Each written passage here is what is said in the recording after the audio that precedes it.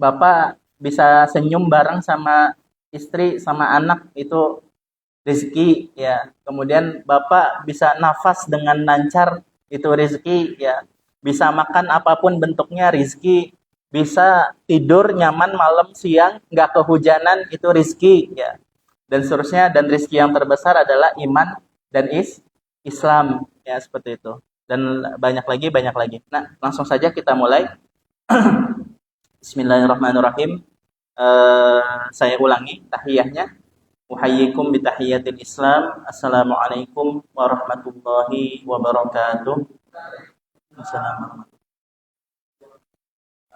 Alhamdulillahirabbil alamin wa bihi nasta'in ala umurid dunya waddin. Wassalatu wassalamu ala asyrafil anbiya'i wal mursalin wa ala alihi wa sahbihi ajma'in. Subhanaka la ilma lana illa ma 'allamtana innaka antal alimul hakim. La haula wa la quwwata illa billahil aliyyil azim. Rabbi shrah li sadri wa yassir li amri wahlul 'uqdatam min lisani yafqahu qawli, amma ba'd.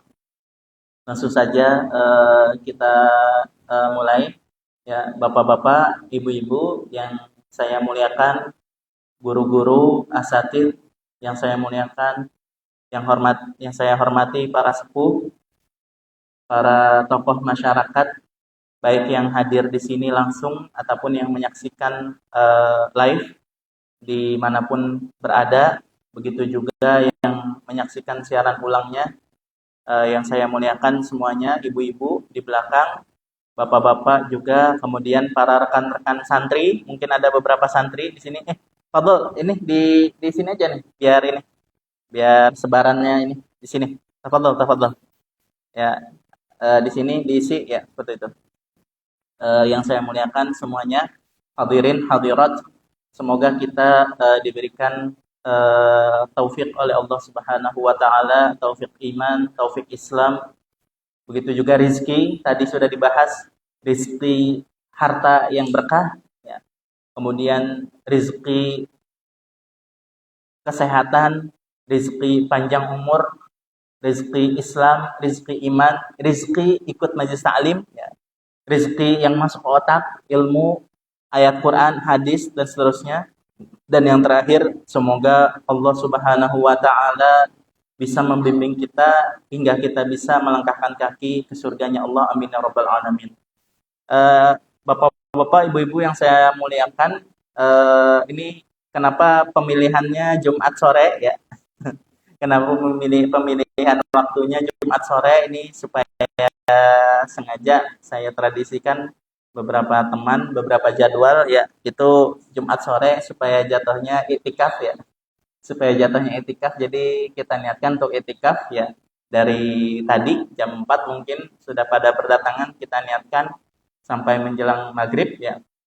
Tapi kalau sesuai jadwal ini, sesuai flyer ya, sesuai agenda itu jam 5.30 ya, setengah 6 kita niatkan untuk itikaf hari Jumat ya. Ya bisa jadi Pak, bisa jadi tatkala kita duduk di sini kita mendapatkan sa'atul Jum'ah ya, sa'ah mustajabah. Sa'ah mustajabah. Jadi di sore Jumat itu teman-teman semuanya, adik-adik, rekan-rekan, itu di hari Jumat itu ada satu sesaat ya. Sesaat ini kaidah kayak kaidah nih ya, ilmu baru, boleh ditulis ya. Boleh ditulis. Jadi di hari Jumat itu ada satu saat ya. Satu saat. Nah, sesaatnya ini udah kayak Lailatul Qadar. Artinya tidak hanya sesaat. Ya, mungkin ya, mungkin kalau andaikan dimenitkan mungkin hanya semenit, 2 menit, 3 menit, sesaat. Ya, ada waktu di hari Jumat itu sesaat ya. Yang mana di waktu ini ya, kalau kita berharap kepada Allah, ya, kalau kita berharap kepada Allah itu bakalan dikabulkan.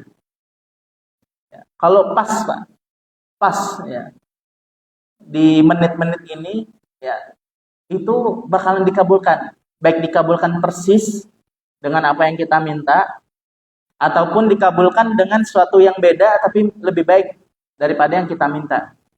Nah, ini udah ibaratnya Lailatul Qadar mingguan Pak. Bu. Jadi ada Lailatul Qadar ya, tapi mingguan ya. Yang mana kalau kita apa nanya minta kepada Allah, minta pengampunan lah, minta iman dan seterusnya itu bakalan dikabulkan. Nah, ulama berbeda pendapat. Ini yang hadir yang apa saat mustajabahnya ya. Saat mustajabah, saat istijabah doanya itu kapan di hari Jumatnya. Nah, ini ulama berbeda pendapat lebih dari 40, Pak. Lebih dari 40 pendapat. Ada yang bilang habis subuh apa? Habis subuh hari Jumat. Nah, ada yang bilang waktu duha, ya. Ada yang bilang beberapa menit sebelum azan Jumat. Beberapa menit sebelum azan Jumat. Ya, itu udah berapa tuh yang tadi saya sebutkan? Ada juga yang berkata pas khotib naik. Pas khotib naik. Nah, ada juga yang mengatakan pas khotib duduk. Nah, ada juga yang mengatakan pas khutbah kedua, khotib sedang berdoa. Nah, ada juga yang mengatakan itu antara asar ya sampai maghrib. Nah, pendapat yang terakhir ini, yang tadi saya sebutkan ini, itu adalah pendapat yang paling kuat. Ya, pendapat yang paling kuat. Jadi, apa namanya, orang-orang soleh ya, dari zaman dulu ulama, bahkan saya yang kuliah di Madinah, itu banyak teman-teman saya yang punya sunnah seperti itu, Pak. Jadi ini boleh nih sunnah di ini, boleh sunnah dijadwalkan, diagendakan keluarga, Pak. Apa itu agendanya? Habis asar sampai maghrib itu itikaf di masjid. Ya. Jadi agenda keluarga, gitu. Udah agenda mingguan, ya seperti itu. Nah itu boleh salah satu tradisi kita untuk mendidik keluarga kita dan mendidik diri kita sendiri juga ya berusaha untuk menggapai ya, rahmat Allah ya maghfirah Allah dan istijabah dari Allah Subhanahu wa taala di itikaf ini. Ya jadi kesimpulannya Pak, kita yang punya anak ya, kita yang punya anak kalau bisa ingatnya kalau bisa beri ingatan anak kita itu perginya bukan hanya ke mall. Ini yang masih punya anak apalagi yang masih kecil-kecil ya. Ya, ini yang masih bujang-bujang juga boleh ditulis ya. Nanti kalau punya anak dipraktekkan ya. Kalau bisa ingatan anak kita itu ya, bukan dibawa ke mall, ya, bukan dibawa ke pasar, ya itu juga boleh. Itu boleh. Tapi kalau bisa ingatan anak kita itu kita bawanya ke masjid. Kita bawanya ke majelis taklim ya. Supaya dia tumbuh menjadi anak ya, anak muda yang beriman kepada Allah Subhanahu wa taala. Ini langsung saja ibu-ibu, bapak-bapak yang dirahmati Allah. Ini ada tulisan singkat ya, tulisan singkat saya beberapa minggu yang lalu ya. Ini baru selesai saya tulis mungkin bulan April atau bulan Mei ya. Karena banyak yang minta teks khutbah Idul Adha ya. Banyak ustadz asatid yang minta teks khutbah Idul Adha ya. Alhamdulillah saya ini langsung saja dibuka Pak ya. Langsung saja dibuka halaman 5 ya. Halaman 5 bagi yang punya yang bawa bukunya ya. Yang megang bukunya nah, halaman 5 mimbar Idul Adha ya. Mimbar Idul Adha. Nah, ini di dalam buku ini jadi ibu-ibu, bapak-bapak ini semua hanya 7.000 karakter ya. Ini buku ini hanya 7.000 karakter ya. 7.000 karakter itu kalau laki-laki ya, laki-laki itu ngomong sama nulis ya, ngomong sama nulis ya. Baca maaf, baca laki-laki itu baca. Oh, kalau baca berarti umum ya, laki-laki sama perempuan sama. Nah, zaman sekarang Pak, kita ini sehari ya, ini adik-adik semua saya semua nih rata-rata itu sehari baca itu lebih dari 10.000 karakter Pak. Kita ini tanpa disadari, khususnya generasi Z ya, generasi Z, generasi milenial, kemudian generasi Alpha, itu semua sehari, Pak, nih adik-adik kita, anak-anak kita ini sehari mereka bacanya itu bisa 10.000 karakter. Ya cuman masalahnya yang dibaca WhatsApp, ya, yang dibaca status orang, ya, yang dibaca tulisan-tulisan di media sosial. Nah, itu andaikan yang dibaca itu buku kayak gini, Pak. Ini cuma 7.000 karakter, Pak. Jadi kalau kita baca WhatsApp sehari, itu 10.000 karakter normalnya. Nah, tapi kalau baca buku ini cuma 7.000 karakter itu pasti hatam. Nah, ini buku singkat ini, Pak, isinya adalah nasihat-nasihat renungan-renungan Idul Adha, Pak. Renungan Idul Adha dan isi aslinya ini adalah khutbah Idul Adha saya. Ya, jadi beberapa tahun, udah beberapa kali saya khutbah Idul Adha. Nah, itu banyak yang minta, Ustadz, coba minta teksnya, Ustadz. Ustadz, coba minta materinya. Ya, saya ketika itu belum belum nulis ya, belum nulis, hanya ceramah aja udah. Akhirnya karena terlalu sering diminta, ya udah akhirnya saya jadikan buku. Nah, ibu-ibu, bapak-bapak yang dirahmati Allah, nah ini halaman 5 pembukaan, halaman 6 ya. Halaman 6, nah halaman 7. Nah, jadi Ibu halaman 7 paragraf paling bawah itu saya menyampaikan, Bu, Pak, bahwasanya isi buku ini itu retorika khutbah. Ya. Jadi ini isi buku ini retorikanya retorika khutbah. Artinya apa? Ibu kalau lagi baca ini, Bapak kalau lagi baca ini anggap aja Bapak lagi dengerin ceramah. Ya, jadi narasinya itu narasi khutbah. Beda ya narasi buku sama narasi khutbah. Nah, buku ini narasinya narasi khutbah. Jadi barang siapa yang baca ini buku ini, harapan penulis adalah seakan-akan dia mendengarkan khutbah. Dan bahkan dengan membaca ini saja, ya itu udah bisa disampaikan khutbah. Misalnya Zakaria misalnya. Nih Zakaria mungkin beberapa tahun lagi bakal ngisi khutbah Idul Adha misalnya. Nah, ini pakai buku ini aja udah cukup. Artinya walaupun ngebaca karena ini memang narasinya narasi khutbah. Ya, dan seterusnya. Ya.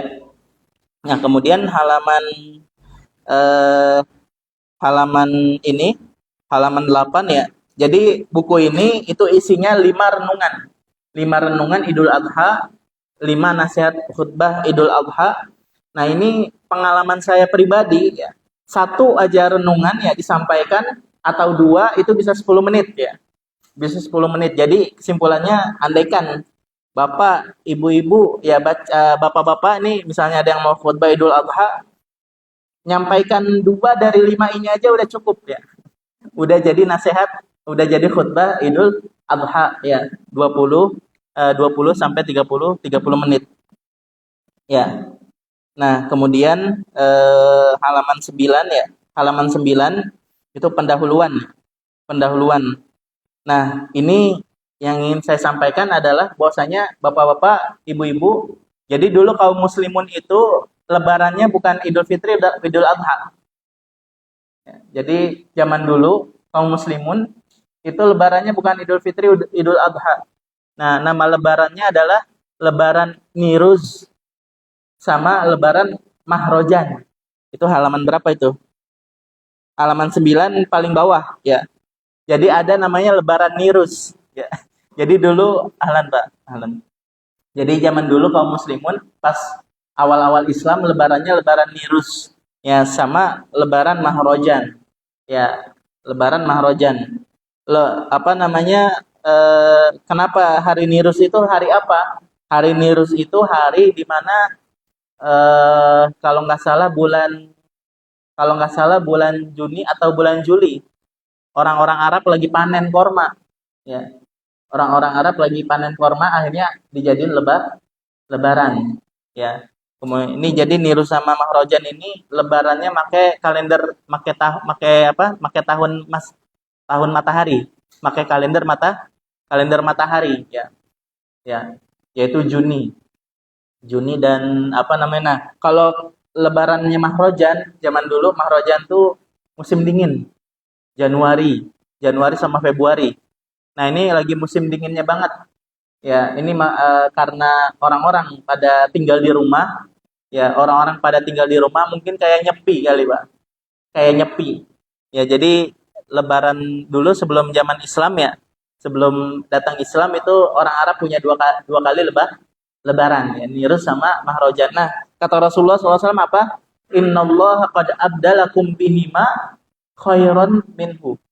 Ya. Allah telah ganti itu dua lebaran itu dengan 2 hari yang jauh lebih baik daripada lebaran Nirus sama Mahrojan. Yaitu apa? Yaitu hari Idul Fitri dan hari Idul Adha. Ya, seperti itu.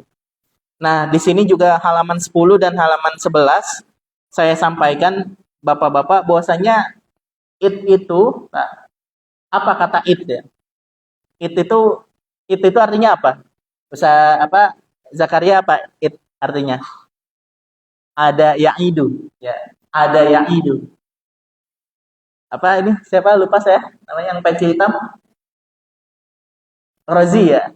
Ya, Rozi. Id itu artinya apa? Id. Id itu artinya apa? Roja'a yarji'u. Artinya apa? Kembali. Ada ya'udu, id kembali. Nah, Bapak-bapak, Ibu-ibu, ini kenapa saya nulis buku ini? Karena ya lebaran itu terulang setiap tahun, Pak. Lebaran itu terulang setiap tahun, bahkan setahun 2 kali. Ya, cuman kita ini kadang nggak bisa ngambil hikmahnya, Pak. Nggak bisa mengambil hikmah dari Idul Fitri kecuali itu liburan gitu. Jadi kalau ada pertanyaan, coba sebutkan hikmah dari Idul Adha. Coba sebutkan hikmah dari Idul Fitri. Kadang kita nggak tahu. Jadi seakan-akan Pak, punten, ada hari Idul Fitri, kita menyikapinya sama aja kayak hari Imlek Pak. Isinya cuman bagi-bagi makanan, isinya cuman bagi-bagi uang, isinya ngantri daging, isinya nyate dan seterusnya. Jadi ada yang Allah inginkan ya. Allah inginkan dari ritual setiap tahun ini ya ada yang Allah ingin sembunyikan hikmah, pelajaran, rahasia di balik Idul Adha ini. Apa itu? Salah satunya buku ini ya. Salah satunya hikmah-hikmah yang disebutkan di buku ini.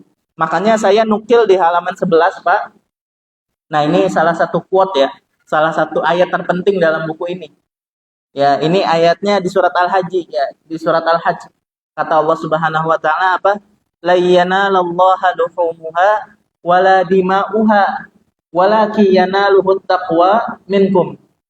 Jadi, ibu-ibu, ya kata Allah, nih saya baca terjemahannya letterbox dulu ya. Daging hewan kurban dan darahnya itu semua sekali tidak akan sampai kepada Allah. Tetapi yang sampai kepadanya adalah ketakwaan kamu. Jadi lebaran Idul Adha itu Pak, ya, Allah sudah tahu gitu. Pasti ini lebaran Idul Adha ini apa? Ramainya adalah masalah daging. Jadi ya kalau orang-orang yang apalagi kan kebanyakan dari kita ya mungkin makan dagingnya jarang. Ya seperti itu. Nah, kita menyikapi hari Idul Adha itu memeriahkan. Ya, kita memeriahkan hari Idul Adha itu hanya dengan darah dan daging. Makanya di judulnya itu saya tulis pendahuluannya darah dan daging. Ya, ternyata ya Allah menegur kita, bahkan di ayat Al-Qur'annya Allah menegur kita, wahai hambaku, ya Idul Adha itu bukan pekan daging. Idul Adha itu bukan pekan orang ngantri daging, masak sate, masak gulai, masak rendang, bukan seperti itu. Tapi Idul Adha itu yanaluhu taqwa minkum, yaitu penaikan takwa ya, di hari Idul Adha tersebut. Ya, jadi makanya isi takwanya ini diimplementasikannya di dalam apa? Nah, 5 buku ini. 5 renungan ini ya. Pertama adalah hikmah dari Idul Adha. Ini langsung saja saya sampaikan halaman 12 Pak ya.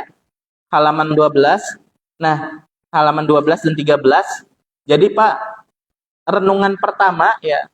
Renungan pertama dari Idul Adha adalah kan kita Idul Adha salah satu momen yang paling ikonik dalam Idul Adha itu kan sembelih.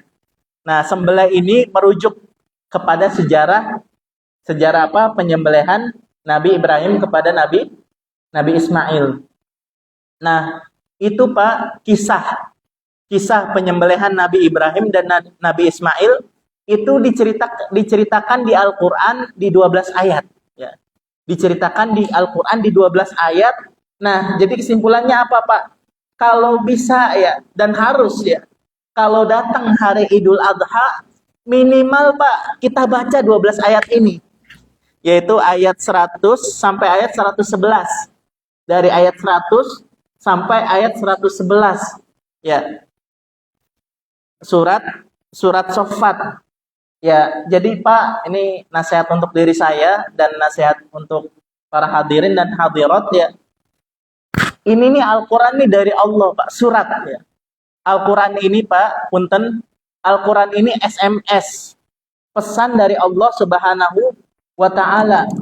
Kalau kita nggak baca, itu Allah marah. Ini contoh aja Pak, contoh. Contoh ya. Punten Pak siapa? Pak Andi. Pak Andi. Misalnya Pak Andi ya. Pak Andi SMS saya ya. Ngirim chatting saya, ngirim pesan ke saya banyak ya, berkali-kali. Tapi saya nggak buka, Pak. Saya nggak buka. Apalagi baca, apalagi dilaksanakan. Ya. Nih Pak Andi, SMS saya, WA dan seterusnya, ya banyak pesannya. Nggak saya buka, nggak saya baca, apalagi dikerjakan enggak. Kira-kira Pak Andi marah nggak Pak Andi? Sangat marah. Apalagi kalau pesannya 114 kali. Apalagi kalau pesannya 114 pesan. Ya. Nggak dibaca, dibuka aja enggak. Dibuka enggak, dibaca enggak, boro-boro diamalkan, dilaksanakan. Nah, ibu-ibu, itulah perumpamaan Al-Qur'an kepada kita. Al-Qur'an itu adalah SMS ya. Al-Qur'an itu adalah pesan dari Allah untuk kita ya. Dalilnya apa Ustaz? Dalilnya ada di Al-Qur'an. Laqad ja'akum minallahi nuru wa kitabum mubin. Telah datang wahai manusia kepada kalian dari Allah nurun, cahaya petunjuk, wa kitabum mubin, dan pesan yang jelas. Pesan yang jelas. Jadi kata ulama apa? Al-Qur'an itu adalah pesan Allah Subhanahu wa taala. Kalau kita enggak ngebuka, kalau kita enggak ngebaca, kalau kita enggak mengamalkan, Allah marah. Persis, Pak, persis perumpamaannya seperti manusia. Ya, jadi kesimpulannya apa? Kalau datang hari Idul Adha, nah ini ada 12 ayat, Pak. Ada 12 ayat, ya, hanya 12 ayat yang wajib kita baca, yang wajib kita renungi, ya, yang wajib kita tadabburkan. Ya, ini kalau kita baca, Pak, 12 ayat ini, insya Allah nggak bakal semenit. Nih, yang halaman apa? Halaman 13 itu, kalau kita baca, Pak, nih 12 ayat ini kayaknya ya paling 5 menit lah. Ya paling 5 menit ini 12 ayat ini, satu halaman ini. Ya, kalau bacanya lancar. Kalau bacanya mungkin terpotong-potong seperti itu, ya paling 10 menit. Ini baca 12 ayat ini. Ya, tapi 10 menit ini kalau kita baca ayat ini itu bisa kita ambil ya pelajaran dan hikmah sampai seumur hidup ya. Nah, ini terjemahannya saya tulis ya, Pak ya. Terjemahannya saya tulis. Nah, ini isinya apa? Cerita proses ya pengorbanan Nabi Ibrahim alaihi salam anaknya. Nah, Pak, yang harus yang harus kita telisik ulang ya. Kita telisik ulang bahwasanya ini ada Nabi Ibrahim. Nabi Ibrahim ketika itu umurnya 80 tahun, Pak. Ketika itu umurnya 80 tahun. Tapi belum punya anak. Nah, ini makanya juga sama nih. Nabi Ibrahim pelajaran bagi teman-teman yang sudah nikah ya tapi belum punya anak ya. Jangan putus harapan ya. Jangan putus harapan. Nabi Ibrahim itu punya anak tatkala sudah umur 80 tahun. Nabi anak sudah selalu berdoa ya. Dari muda, dari nikah sampai umur ke-80 tahun itu selalu berdoa. Doanya apa? Robbi habli minas solihin. Ya, Robbi habli minas solihin. Nah, makanya ini diulang-ulang, Pak. Ya, bagi yang belum punya anak ya ataupun sudah punya anak, ini harus diulang-ulang. Robbi habli minas solihin. Ya, gampang Pak ya. Robbi habli minas solihin. Jadi apa kata Nabi Ibrahim? Ya Allah, berikanlah aku anak yang soleh. Jadi ada dua doa Pak. Ini punten kalau bisa diistiqomahkan Pak. Dua doa ini adalah dua doa utama parenting Pak. Ini pulang dari sini, kalau bisa diistiqomahkan dua ini Pak. Ya, Ibu yang di belakang, kalau bisa diistiqomahkan baca dua doa ini. Pertama adalah Robbi habli minas solihin. Ya Allah, berikanlah aku anak yang soleh. Jadi kata ulama apa? Yang penting itu bukan punya anak, Pak. Kalau punya anak banyak gampang gitu. Ibaratnya banyak gitu, bisa. Tapi yang penting itu adalah punya anak tapi soleh. Jadi makanya di Al-Quran nggak ada tuh Robbi habli waladan misal. Ya Allah berikanlah aku anak. Udah gitu doang. Nggak ada Pak. Di Al-Quran di hadis tuh nggak ada. Ya Allah berikanlah aku anak. Nggak ada doa kayak gitu. Di Al-Quran di hadis nggak ada. Tapi doanya lengkap Pak. Ya Allah berikanlah aku anak yang soleh. Karena punya anak doang tidak cukup. Yang ada Pak, yang ada punten. Ya yang ada malah bisa jadi nikmah. Ya bisa jadi cobaan. Kalau itu anak tidak soleh. Nah ini yang pertama Pak. Robbi habli minas solihin. Nah yang kedua adalah Rabbana hablana min azwajina wa dzurriyyatina qurrata a'yun waj'alna lil muttaqina imama. Nah ibu-ibu, bapak-bapak harus hafal Pak. Saya ulangin lagi ya. Rabbana hab lana min azwajina wa dzurriyyatina qurrata a'yun waj'alna lil muttaqina imama. Ini doa pamungkas Pak. Ini doa pamungkas masalah parenting Pak. Ya, ibu-ibu yang di belakang kalau merasa ya Allah kok anak badung banget. Ya Allah, anak kok ya Allah gimana susah banget dididiknya. Kalau sedang mengeluh ibu-ibu di belakang ya tentang masalah anak, baca doa ini. Ya, bapak-bapak kalau misalnya ngeluh tentang istri, ya Allah ini istri gimana jalan pikirannya nih. Ngambek terus, manyun terus dan seterusnya. Nah, kemudian ibu-ibu juga yang di belakang kalau ngeluh masalah suami, ini suami kerjaannya marah terus, nggak pernah perhatian ya, ngomel-ngomel terus, itu rumah seperti neraka ya, melotot-melototan, nggak pernah berbagi senyum dan seterusnya. Ini doanya Pak, ini doanya. Rabbana hablana min azwajina ya wa dzurriyyatina qurrata a'yun waj'alna lil muttaqina imama. Doa Indonesianya gini. Rabbana, wahai Tuhanku, Tuhan kami, hablana min azwajina. Ya Allah, berikanlah kami suami, berikanlah kami istri, berikanlah kami anak, qurrata a'yun, yang penyejuk hati.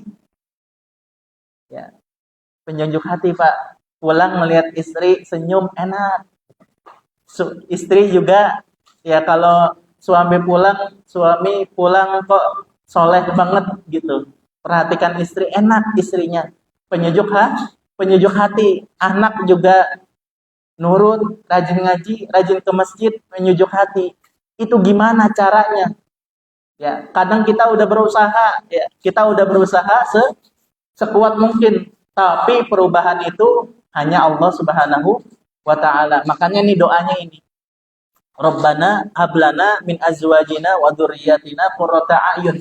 Ya Allah, berikanlah aku, istri-istri, suami-suami, anak-anak keturunan qurrata a'yun yang penyejuk hati. Waja'alna lil muttaqina imama, dan jadikanlah saya pemimpin bagi keluarga yang bertakwa. Ya, jadi ya Allah, di doa itu ya Allah jadikanlah keluarga saya keluarga yang bertakwa dan saya menjadi pemimpin di kalangan orang-orang yang bertakwa. Seperti itu. Jadi ini doa penting Pak, harus dibaca setiap hari. Ya. Kalau mau ngedoain orang tua supaya soleh, ya. Ngedoain anak supaya soleh, ngedoain istri, suami supaya soleh. Nah ini doanya. Rabbana hablana min azwajina wa dzurriyyatina qurrata a'yun, ada sini enggak disebutin ya. Wa ja'alna lil muttaqina imamah. Nah, langsung saja ibu-ibu, saya sebutkan kayaknya sekilas aja Pak ya. Saya sebutkan sekilas tentang hikmahnya apa aja. Hikmah Idul Adha itu apa aja? Nomor satu, halaman 12 ya. Berarti halaman 12 itu hikmah pertama dari Ramadan, dari Idul Adha, Ramadan lagi, yaitu adalah Idul Adha. Nah, maksudnya apa Ustaz? Cinta, hikmah. Kita ambil rasa cinta ini dari Idul Adha ini gimana? Satu, Pak. Kalau kita mikirkan Pak ya, Nabi Ibrahim itu gak bakalan mau Pak. Nabi Ibrahim itu gak bakalan mau. Ya, jadi ayatnya gini Pak. Ayatnya gini, falamma aslama lil jabin. Kalau di tafsir Israiliyatnya itu dijelasin gimana. Jadi Nabi Ibrahim tatkala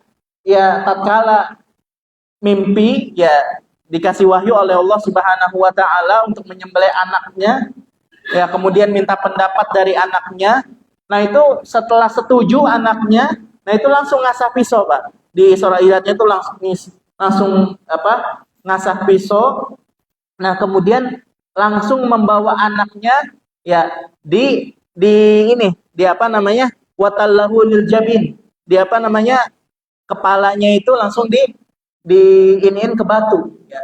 Jadi udah benar-benar kayak kambing itu. Nah, falam aslama watallahu lil jabin. Nah, Bapak-bapak, ibu-ibu, kalau kita pikirkan bayangkan Pak, ada seorang ayah yang umurnya udah 80 tahun, tidak punya anak belum punya anak. Nah, sekalinya punya anak, nah itu ketika itu Nabi Ismailnya Pak, kalau ada pertanyaan tatkala proses pengorbanan itu, Nabi Ismailnya umurnya berapa? Nah, sebagian ulama mengatakan bahwasanya Nabi Ismail ketika itu umurnya 7 tahun. Kalau ada pertanyaan ketika diusaha untuk disembelih, itu Nabi Ismail umurnya berapa Ustaz? Nah, Imam Bagawi ada yang bilang umurnya 7 tahun. Ya, ada yang bilang Nabi Ismail itu umurnya ketika itu masih 13 tahun. Intinya apa, Pak? Intinya Nabi Ismail itu masih lagi imut-imutnya, masih umur SD. Ya 13 tahun ya paling 1 SMP. Nah, itu lagi masih kecil-kecil seperti itu ya, masih imut-imutnya, masih sayang-sayangnya. Nah, itu disuruh disembelih oleh Allah Subhanahu wa taala. Karena kenapa?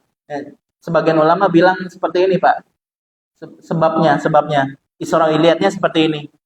Jadi Nabi Ibrahim, Pak, itu kambingnya banyak banget. Nabi Ibrahim itu kambingnya banyak ribuan, untanya ribuan. Dombanya ribuan. Nah, suatu ketika beliau kalau nyembelih itu ratusan, Pak. Nabi Ibrahim itu ketika itu, jadi sebelum Nabi Ibrahim menyembelih, menyembelih karena Allah itu sudah ada ya. Sudah ada ibadah menyembelih untuk Allah. Jadi kita kalau di luar Idul Adha pun kalau nyembelih niat untuk jadikan taqarruban ilallah itu juga sah, Pak. Nah, itu Nabi Ibrahim sebelum ada syarat kurban seperti itu. Kalau nyembelih 100, kalau nyembelih ratusan unta dan seterusnya. Akhirnya suatu ketika beliau beliau agak sedikit, ini riwayat Israiliyat ya, agak sedikit percaya diri, pede. Kata beliau apa? Mungkin ini adalah bukti kecintaan saya kepada Allah Subhanahu wa taala. Mungkin andaikan saya punya anak, bakalan saya korbankan. kata Nabi Ibrahim. Nah, itu ada Israiliyat seperti itu. Nah, ala kulihal apa? Ala kulihal Allah ingin, ya, ingin menguji Nabi Ibrahim untuk mengorbankan apa yang paling ia cintai, yaitu anaknya sendiri. Jadi kalau ada pertanyaan, Nabi Ibrahim punya anak tahun berapa? Umur berapa? 80-an. Nah, Nabi Ismail tatkala ingin disembelih, prosesnya itu umurnya berapa? 7 sampai 13 tahun. Nah, ini Pak, kalau kita bayangkan, kalau kita renungkan, itu nggak bakalan bisa Nabi Ibrahim melaksanakan hal tersebut kecuali karena kecintaan Nabi Ibrahim kepada Allah Subhanahu wa Ta'ala, melebihi cintanya kepada Nabi Ismail. Nah, Nabi Ismail juga sama, Pak. Itu saking cintanya dia kepada Allah, ya, itu sampai rela mengorbankan dirinya, nyawanya sendiri, ya, mau rela disembelih. Dan perlu diketahui, Nabi Ismail ketika itu belum jadi nabi, Pak. Jadi mungkin ada yang bertanya, Ustaz, Nabi Ismail kan soleh seperti itu, mungkin karena beliau kan nabi. Enggak, Nabi Ismail ketika itu masih anak SD, belum jadi nabi, ya, belum jadi nabi, ya, seperti itu. Jadi memang murni kesolehan Nabi Ismail ketika itu, ya. Nah, kemudian nah, ini adalah hikmah pertama, Pak, yang bisa kita ambil dari pelajaran Idul Adha ini adalah kisah rasa cinta, Pak. Ya, jadi sebagaimana yang sering saya sampaikan, Pak, Rasulullah SAW pernah bersabda, nih halaman berapa? Halaman 17, Bu. Ya, ibu-ibu dibuka halaman 17. Ini ada hadis sahih paling bawah, ya. Ada hadis sahih paling bawah, almar'u ma'aman ahabba. Ya, almar'u ma'aman ahabba. Seseorang itu, ya, terjemahannya halaman 18, seseorang itu akan bersama orang yang dia cintai di dunia, ya. Seseorang di akhirat kelak akan bersama orang-orang yang dia cintai di dunia, ya. Ya, jadi sebagaimana yang saya sampaikan, ya, Ibu, Bapak ambil 2 kertas, ya. Ini setelah dari ini saya sampaikan, udah saya pernah sampaikan sebelumnya di Masjid Sayyidah Fatimah ini, tapi nggak apa-apa saya ulangi. Ya, Ibu, Bapak setelah pulang ini ambil 2 kertas, ya. Ambil 2 kertas. Kertas pertama, ya. Kertas pertama tulis orang-orang yang kita ingat namanya dari kalangan sahabat Nabi, ya. Jadi A, misalnya A siapa? A siapa? Misalnya Adam, ya. Kalau nama sahabat siapa? Abu Bakar misalnya. Kalau nama ulama misalnya A siapa? Syekh Albani. Oh, boleh Syekh Albani misalnya. Nah, itu A. Sekarang B. Ya, Nabi siapa? B. Oh, misalnya sahabat apa namanya? Imam. Ya, Imam pahlawan Islam B. Bukhari. Ya, kemudian C. Ustaz, kayaknya kalau Islam namanya Arab, ya udah, nggak usah pakai Latin, pakai Arab aja, alif. Alif, ba, ta, ya. Ta, T apa misalnya. Gitu. Pokoknya kertas pertama, adik-adik semuanya, rekan-rekan asatid yang saya hormati, ambil 2 kertas. Kertas pertama tulis nama-nama, ya, tokoh-tokoh orang-orang yang kita ingat namanya, ya, orang-orang pahlawan Islam, para nabi, para sahabat, keluarga Nabi, istri Nabi, tulis di situ. Istri Nabi, anak-anak Nabi, ya, sahabat, pahlawan-pahlawan Islam, ulama, tulis di situ. Nah, kertas kedua tulis nama-nama yang qadarullah kita udah hafal namanya. Padahal mereka dari bintang-bintang sepak bola, dari dunia, dan artis, nama-nama artis yang kita udah terlanjur hafal, ya. Nama-nama artis Korea, artis Indonesia, artis apa namanya Barat, Amerika, ya. Artis Indonesia, artis film, artis sinetron, judul lagu. Nih anak-anak nih, ya, anak muda nih, judul lagu, klub sepak bola, ya. Kemudian apa namanya bintang apa namanya olahraga dan seterusnya, penyanyi, ya, penari, penyanyi dan seterusnya, dunia bintang hiburan, ya, artis sinetron, ya, ya, itu tulis semua. A apa misalnya? A. Nah, artisnya juga tulis, misalnya bapak-bapak suka artis yang tahun 90-an, tulis Pak. Artis-artis yang 90-an misalnya. Ya, yang lebih sepuh, tulis lagi artis yang tahun 80-an dan seterusnya. B misalnya apa? Ya. C misalnya apa? Ya. Nah, itu ditulis, Pak. Coba ditulis ya. Kalau andaikan ternyata kertas yang pertama itu lebih banyak, nah, berarti kita harus berdoa kepada Allah, ya Allah berikanlah aku istiqomah. Ya Allah, jagalah tontonanku. Ya Allah, jagalah bacaanku. Ya Allah, jagalah pendengaranku, bacaanku, pikiranku. Semoga saya lebih cinta sahabat Nabi, pejuang Islam, ya tokoh-tokoh Islam, sahabat Nabi, keluarga Nabi, para Nabi, Rasul, itu saya lebih cinta. Dan insya Allah kita berdoa, semoga kita dibangkitkan hari kiamat bersama mereka yang kita hafal namanya. Kan tadi hadisnya gimana Pak? Almar'u ma'aman ahabba. Seseorang itu apa? Akan bersama di akhirat kelak, akan bersama orang yang dia cintai di dunia.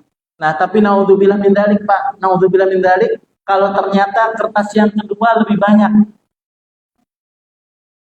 Ya, nama-nama artis lebih kita kenal, program-program TV, ya, nama lagu, nama film. Ini kalau yang di apa? Kalau yang perempuan, apalagi anak muda, artis Korea, ya Allah, lagi booming-boomingnya Pak. Lagi apa namanya? Lagi wabah-wabahnya di Korea ya. Seperti itu. Nah, naudzubillah min dzalik, naudzubillah min penyanyi, pemain sepak bola, siapapun ya. Ya, Pak, kalau ditanya itu mereka semua yang tadi kita sebutkan rata-rata agamanya apa, Pak? Rata-rata kan agamanya non-muslim ya. Rata-rata agamanya non-muslim. Katakan muslim, tapi muslimnya muslim yang taat enggak? Ya, enggak. Nah, tapi masalahnya kita lebih dengarnya otak kita ini, bacaan kita, ya tontonan kita lebih kepada sering yang itu. Naudzubillah min dzalik, naudzubillah min dzalik. Jangan sampai kita digolongkan, itu kan mereka rata-rata non muslim. Di akhiratnya di mana, Pak? Kalau non muslim, katakan ada bintang sepak bola, Pak ya. Ada bintang sepak bola punten, ibu-ibu yang belakang ada artis Korea misalnya. Yang ganteng banget sampai suka banget. Terus kebaikan-kebaikannya tuh di-share-sharein gitu. Karena memang ya namanya juga apa namanya branding. Kebaikannya dia diiniin. Ya diini sehingga fansnya semakin banyak. Fansnya semakin banyak ya. Atau artis ya kalau sepak bola, kayaknya baik banget ya dia ya. Misalnya dan seterusnya. Sampai kita jadi ngefans sama bintang tersebut. Pak, ngefans itu kan udah sama kayak cinta, Pak. Sama aja kayak kita ke sahabat Abu Bakar Siddiq, kepada Nabi dan seterusnya, itu juga ngefans. Kalau kita sampai ngefans kepada itu, naudzubillah min dzalik. Itu dia kan agamanya non muslim. Nanti di akhiratnya di mana? Di akhiratnya di neraka. Naudzubillah min dzalik. Sedangkan Rasulullah bersabda apa? Almar'u ma'aman ahabba. Seseorang itu akan bersama orang yang dia cintai di dunia. Di akhiratnya kelak bersama orang yang dia cintai. Naudzubillah min dzalik. Nah, ini pertama adalah pelajaran tentang cinta, Pak ya. Nah, kemudian yang kedua halaman 20, ya halaman 20 itu pelajaran tentang pembuktian. Pembuktian yaitu pengorbanan, Pak. Pengorbanan.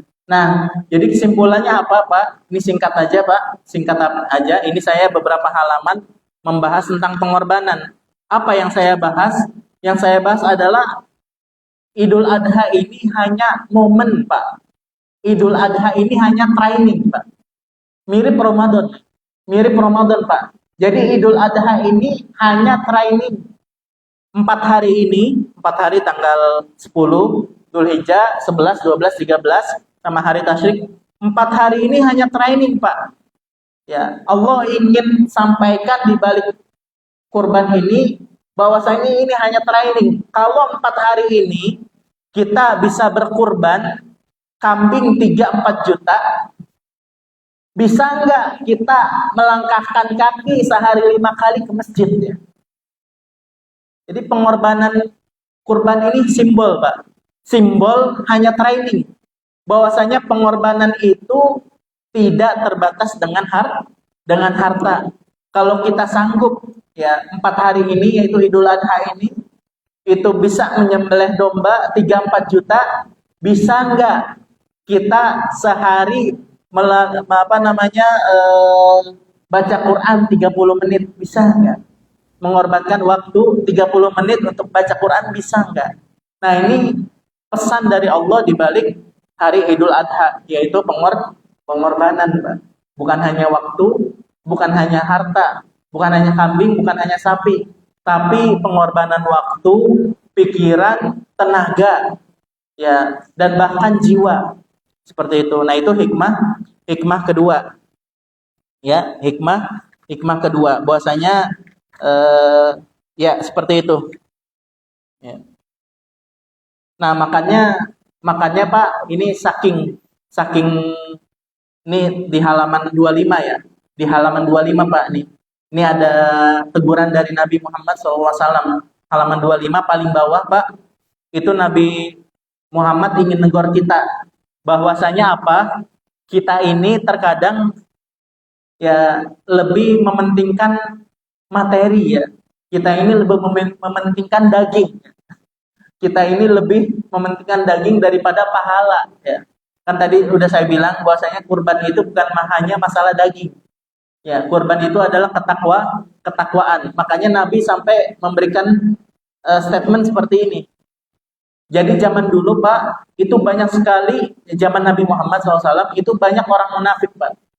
Orang munafik itu orang-orang yang Islam, ya orang-orang yang pura-pura Islam. Nah itu mereka malas sekali ke masjid. Jadi zaman dulu, zaman Nabi Muhammad SAW itu ada orang-orang munafik namanya. Dia ngaku Islam di hadapan Nabi, tapi sebenarnya bukan Islam. Ya. Nah ada beberapa orang Muslim ya yang terbawa. Ya. Soalnya ini orang-orang munafik kalau sholat nggak di masjid, malas ke masjid. Nah, akhirnya Nabi nyindir mereka. Nyindirnya bagaimana? Nyindirnya seperti ini. Ya, halaman 26 Pak terjemahannya. Halaman 26 terjemahannya. Kata Nabi Muhammad apa? Demi Allah, ya. Demi Allah Tuhan yang jiwaku berada di genggamannya. Andaikan mereka tahu, ya, orang-orang yang tidak berjamaah mengetahui akan adanya pembagian makanan di masjid, akan mendapatkan tulang yang berdaging banyak atau 2 buah ujung kaki kuku kambing yang lumayan lezat, niscaya mereka akan hadir berjamaah sholat isya. Ya. Jadi Nabi negor Pak. Ini andaikan diumumin Pak. Nanti di masjid sholat isya ada menu daging, bagi-bagi daging. Dagingnya menu gulai misalnya. Nabi nyebutinnya apa? Irkon saminan ya, arkon saminan. Arkon itu kikil Pak, kikil ya, arkon itu kikil ya, ada tulang tapi daging yang nempel, ya dengkil dan seterusnya. Au mirmata ini hasanata ini, mirmata ini dengkil. Andaikan ada pengumuman barang siapa yang sholat isya di Masjid Sayyidah Fatimah itu dapat kikil ya, apa bahasa Sunda, tunjang, dapat masakan Padang tunjang ya. Kira-kira yang hadir banyak nggak, Pak? Penuh, Pak. Yang hadir penuh. Nah, ini sindiran dari Nabi. Sindiran dari Nabi. Ya, ini bukan sindiran dari ini sindiran dari Nabi. Karena Nabi melihat bahwasanya orang-orang ini lebih berharap daging daripada berharap pahala. Ya. Kata Nabi apa? Andaikan mereka tahu barang siapa yang sholat jemaah isya itu dapat daging, nah itu pasti mereka menghadiri sholat isya. Nih saking segininya ya Rasulullah negor umat ya, bahwasanya umat seperti itu, lebih suka daging daripada sholat jamaah. Ya. Nah, kemudian hikmah kayaknya dikit lagi mau selesai ya. Ini bisa dibaca sendiri Pak ya. Hikmah ketiga adalah halaman 27, hikmah pengagungan Pak. Hikmah pengagungan ya. Kita ini takbiran ya, takbiran selama 4 hari itu hikmah pengagungan. Nah, nomor 32 itu adalah hikmah menjadikan setan sebagai musuh ya. Nomor 32 itu menjadikan setan sebagai musuh. Ini bisa dibaca sendiri Pak ya. Menjadikan setan sebagai musuh. Nah, kemudian hikmah itu hikmah keempat. Nah, Di sini saya menyebutkan tentang sejarah lempar jamroh seperti apa. Ya, jadi hari tasyrik itu yang jemaah haji itu lempar tasyrik, lempar jamroh ya, lempar batu.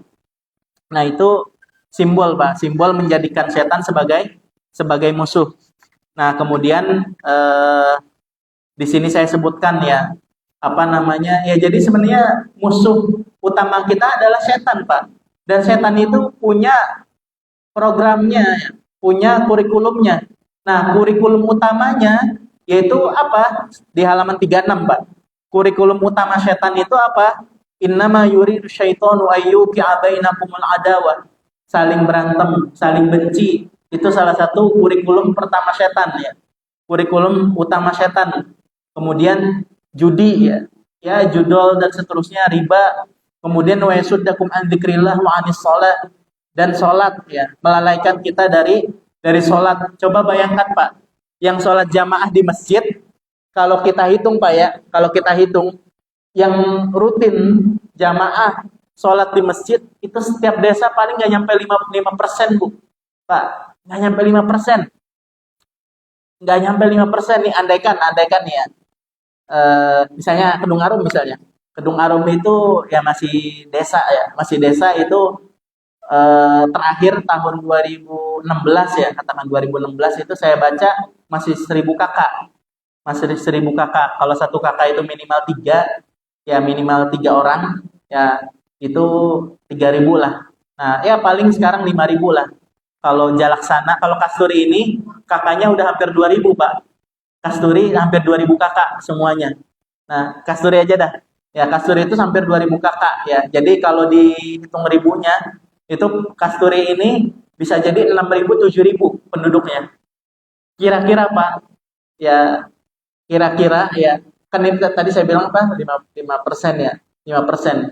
Kalau 7.000 itu 5%-nya katakan 6.000, berarti 300 orang ya, 300 orang. Jadi kalau digabungin yang sholat subuh, Pak, musola, masjid semua di Kasturi ini, kira-kira ada nggak 300 orang, Pak?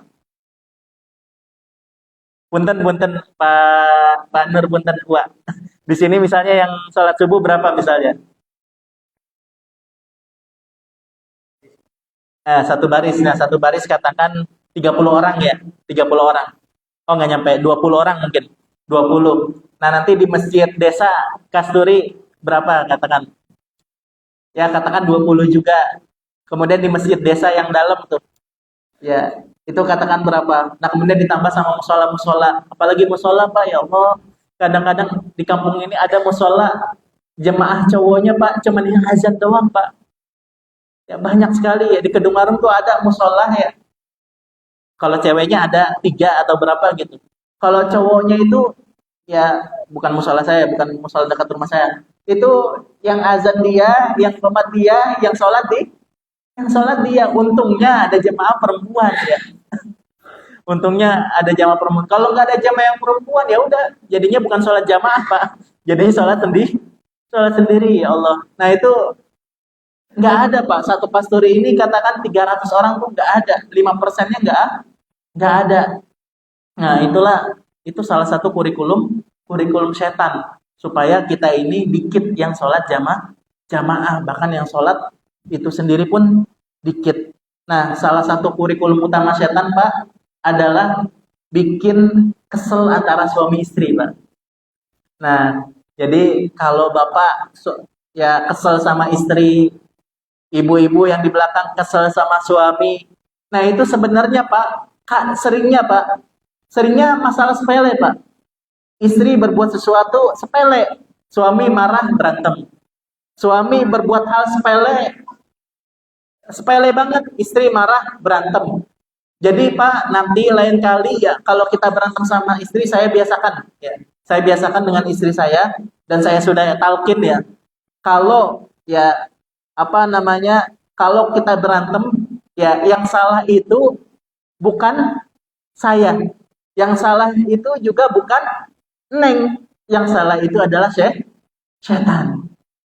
Ya, paham ya? Itu ini udah kuat lah. Udah quote ya, udah kalimat-kalimat wajib. Ya, kalau lagi kesel, lagi selek ya. Nah itu seperti itu Pak. Eh, ayatnya apa Ustaz? Ayatnya halaman 37 Bu. Halaman 37 surat Al-Baqarah. Fayata'allamuna minhuma ma yufarriquna bihi bainal mar'i wa zawji. Maka mereka mempelajari dari keduanya ini maksudnya dari Harut dan Marut ya. Harut dan Marut ini maksudnya dari setan ya. Harut dan Marut ini kan dua malaikat yang dikasih syahwat ya, yang diturunkan ke bumi. Ya, yang mempelajari sihir. Nah, sihir ini untuk setan. Nah, ini setan ini tujuan utamanya apa? Bisa memisahkan antara seorang suami dan istrinya. Jadi kesimpulannya apa? Kalau suami istri udah kesalahan dikit aja bisa digoreng sama bisa digoreng sama setan. Jadi kalau hal itu terjadi ke temen, mungkin kita nggak marah, Pak. Karena kenapa? Karena setan nggak ada di situ, Pak. Kalau kita berbuat salah kepada temen, ya setannya dikit, Pak. Ya. Nah, tapi kalau kita berbuat salah atau berbuat teledor kepada suami atau kepada istri, wah, ini kesempatan besar setan. Karena setan kurikulum utamanya apa? Bikin berantem suami istri. Jadi kalau lagi selek Pak, ibu-ibu di belakang kalau selek sama istri sama suami, ya kita bilang, Neng, yang salah itu bukan saya, yang salah juga bukan Anda, yang salah adalah setan. Udah selesai, ya selesai. Nah ini salah satu pelajaran keempat dari Idul Adha, bahwasanya setan itu musuh. Nah, terakhir Pak, 2 menit terakhir, ya ini pas ya, 2 menit terakhir apa? Pelajaran terakhir halaman 40. Halaman 40, saya sebutkan di sini pendidikan anak Pak. Pendidikan anak. Tadi yang sudah saya sampaikan, Nabi Ismail tuh ingin disembelih, itu nggak mungkin Pak, nggak mungkin. Pertama gini, Nabi Ismail tuh bukan seorang nabi Pak. Hanya biasa anak kecil yang umur 7 sampai 13 tahun, anak SD ya. Anak biasa tapi rela Pak untuk disembelih ya. Makanya di Al-Qur'an dibaca ya, halaman 40 itu dibaca ya. Nabi Ibrahim pas disuruh oleh Allah Subhanahu wa taala untuk menyembelih anaknya Nabi Ismail, Nabi Ibrahim minta pendapat dulu. Minta pendapat sama anaknya. Bayangkan anak SD ya, diminta pendapat dulu sama Nabi Ibrahim. Ya, kata Allah apa? Falamma balagha ma'ahu sa'ya qala ya bunayya inni ara fil manami anni adbahuka fanzur madza tara. Wahai anakku, saya bermimpi tadi malam bahwasanya Allah menyuruhku untuk menyembelihmu. Bagaimana pendapat Anda? Bayangkan anak SD disuruh minta pendapat seperti itu. Nah, tapi apa jawabannya Nabi Ismail? Qala ya abatif alma tu'mar. Wahai ayahku, laksanakanlah apa yang Allah perintahkan kepadamu. Satajiduni insyaallah minas sabirin. Insyaallah adik akan sabar bersama Abi menjalankan perintah Allah. Masya Allah Pak, bayangkan ada anak mau disembelih, anak SD ya, satu SMP katakan 13 tahun. Itu jawabnya seperti itu. Ini nggak mungkin Pak, kecuali Nabi Ismail, Nabi Ibrahim ini sukses mendidik anak. Sukses mendidik anak, nah, sehingga jadi Nabi Ismail anak yang super soleh Pak. Anak yang super soleh. Nah, kiat-kiat mendidik anak menjadi soleh seperti apa? Ada 5 Pak. Saya sebutkan dari halaman 42. Saya sebutkan dari halaman 42 yaitu sampai halaman 50. Jadi kalau mau tahu cara mendidik anak supaya bisa menjadi seperti Nabi Ismail, itu caranya dijelaskan halaman 42 sampai halaman 50. Nah, kiat pertama menjadi teladan ya. Ya, menjadi teladan. Jadi kalau mau anak rajin ngaji ya bapak ibunya juga harus ngaji. Ya, kalau mau anak jadi tutur katanya soleh, ya kalau mau anak minum sambil duduk, ya bapaknya juga harus minum sambil duduk. Jangan berdiri. Kalau bapaknya minum berdiri, anaknya juga minum berdiri. Nah, makanya cara mendidik yang paling ampuh ya jadi teladan. Bapaknya juga jadi bapak dan ibunya mengajar mendidik diri sendiri dan seterusnya. Nah, kemudian yang kedua adalah mempelajari ilmu mendidik anak ya. Ya ini bisa dari YouTube, dari video-video halaman 44 Pak ya. Kiat kedua mempelajari ilmu mendidik anak. Kemudian yang ketiga adalah nafkah yang halal ya. Halaman 45. Nafkah yang halal. Nah, kemudian kiat yang keempat adalah pendidikan kurikulum Islami. Ya, ini halaman 47. Ini semuanya ada dalilnya, Pak, dari Al-Qur'an, dari teladan Nabi Ibrahim, dan yang kelima adalah doa. Nah, ini doa tadi saya sudah sampaikan. Oh, ini dua doa yang tadi saya sampaikan. Halaman 49, Pak. Halaman 49, pertama Robbi habli minas solihin, sama Rabbana waj'alna muslimaini laka wa min dzurriyyatina. Oh, enggak, ini bukan yang itu. Oh bukan, berarti Rabbana hablana min azwajina wa dzurriyyatina qurrata a'yun, tidak ditulis di sini. Nah, yang terakhir adalah yang belakang, Bu. Yang paling belakang halaman 50, doa penting juga nih. Rabbi ja'alni muqimas sholati wa min dzurriyyati Rabbana wa taqabbal du'a. Ya Allah, jadikanlah aku orang-orang yang istiqomah menjalankan sholat jamaah, wa min dzurriyyati, dan anak-anakku juga. Rabbana wa taqabbal du'a, ya Allah terimalah doaku. Ya, ibu-ibu, bapak-bapak, kurang lebihnya cukup ya. Itu bedah buku 7.000 karakter ini ya. Sedikit ya, insya Allah bisa dibaca sendiri. Dan tadi yang saya katakan, oh ya, ini halaman, boleh dibaca Pak, halaman ini sebab ya. Sebab saya baca nulis buku ini adalah terakhir Pak, halaman 58 Pak. Halaman 58 ini tanggal ya. Oh maaf, dari halaman 51, maaf, dari halaman 51 sampai halaman 58 ini panduan khutbahnya. Ya, panduan khutbahnya. Jadi bisa langsung dibuat khutbah. Kalau mau khutbah udah bawa ini cukup. Nah, kemudian halaman 58 dan 59 ini saya tuliskan, saya sebutkan Pak, tanggal penulisan buku ini alhamdulillah telah selesai, paling bawah ya. Telah selesai penulisan buku saku ini kurang lebih 5 hari. Saya nulis buku ini 5 hari. Dari Isya hari Selasa malam Rabu ya, dan seterusnya di Madinah, di kota Nabi, ditulis tatkala Allah berkehendak. Jadi ini sebab musababnya karena cedera Pak ya. Jadi qadarullah saya ketika itu cedera ya, nggak bisa ngapa-ngapain Pak ya, nggak bisa ngapa-ngapain, ke masjid nggak bisa ya, bahkan ke kamar mandi aja nggak bisa Pak. Ini ya Allah, ketika itu habis ujian, alhamdulillahnya habis ujian ya Allah, mungkin ini ya kehendak Allah supaya saya istirahat ya. Setelah 2 tahun ya ujian komprehensif di Madinah, S2 dan S3. Nah ini mungkin Allah bilang, wah udah ente istirahat.